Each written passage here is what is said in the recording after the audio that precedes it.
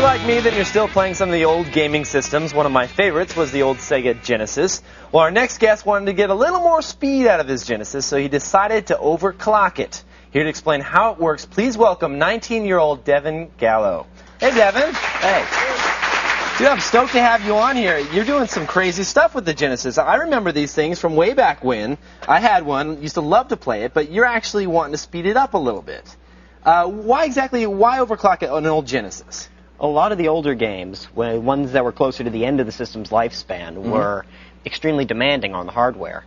So when the system got overworked, it would start slowing down. So the programmers were creating these complicated games that would actually work the CPU too much, and you would see certain artifacts on the screen, or what were you experiencing? Less artifacts, but more slowdown. The same thing would stay on the screen for too long. For example, you'd be trying to jump or fire, and you'd be in the air for too long, or shots would take too long to reach their destination.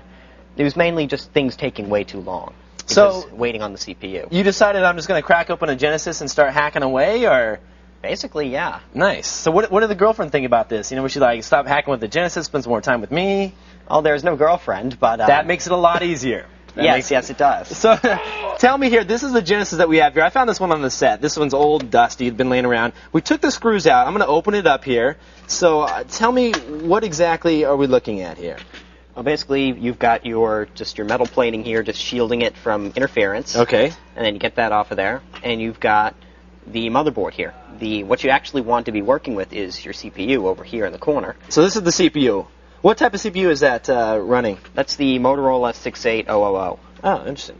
So it's like almost like some of the old Apple CPUs that they used to. Exactly. It was used in some of the Macintoshes. Okay, so you have a Motorola CPU now.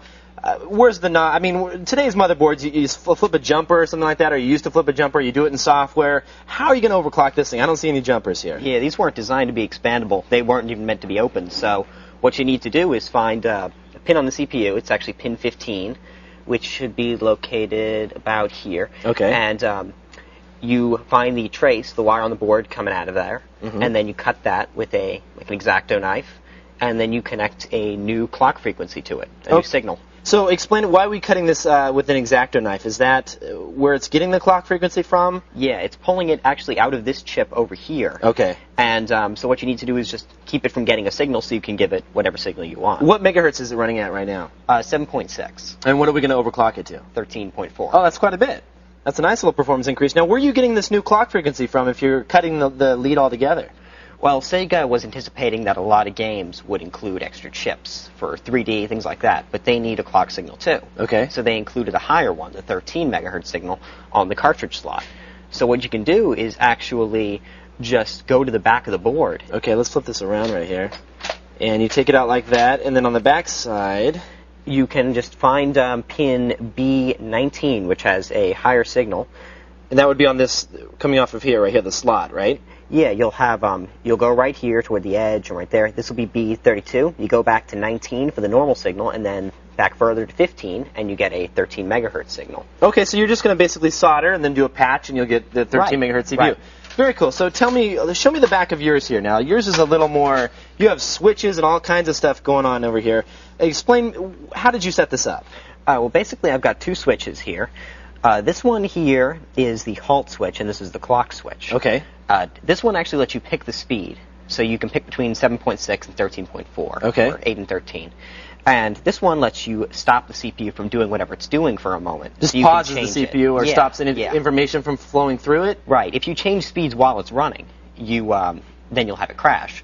So what you want to do is start it up at the slow speed and then halt it and change it to the higher one. Okay. So we have some games here. We have all different types of games. You have Echo the Dolphin. Is that one? Echo the Dolphin. Come on.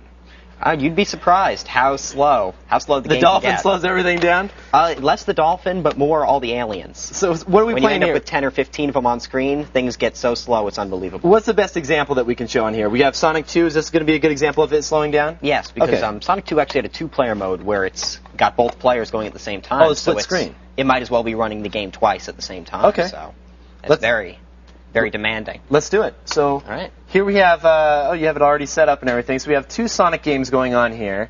How are we going to slow it down now? Well, basically, one of the best ways to slow down the system is to put a lot of sprites on screen. So I'm going to jump onto these spikes, and you'll notice it. goes extremely slow down. Yeah, it wouldn't even let All me the move rings there for a coming back second. on the screen. Exactly, yes. The platform starts slowing down and all that.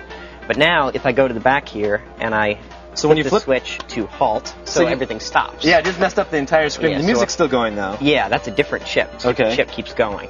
So you turn it to 13, So now you just overclocked it by flipping the switch. and now it's unhalted, and now it's moving again. And so now if you jump onto those spikes, boom. Oh, I see. Much faster. Yeah. That's awesome. It's a pretty dramatic increase. Very cool. So that's now it's completely running. Any worries about it getting too hot when it's overclocked, like we No, have with not common really. CPUs? No, generally the CPU will stay within about 80, 85 degrees at the hottest. So not even hot enough to need a heat sink, much less a fan. Very cool. And the total cost on this? If you don't already have a soldering iron, some wire, you'll generally run about $15, $20 at the most. $15-20, done deal. Now, how about the old Genesis that we have here? Do you think you can overclock this during the time that we have at the rest of the show, and we can come back to you? And It's possible. I should be able to do that. very Give it cool. a So I'll shot. give you a little challenge. If you can get this overclocked, we got a bunch of free stuff. I'll let you take as much of this free extra junk that we have laying around as you want. Does that sound very exciting to you? You're Yeah, like, I don't care less. That sounds like a good deal to me. Excellent. Sounds good. Thanks, Devin. Thanks for being on the show. Thanks for inviting me. For a detailed article on how you too can overclock your Genesis, head on over to epicgaming.net. You actually wrote an article there. Has all the information.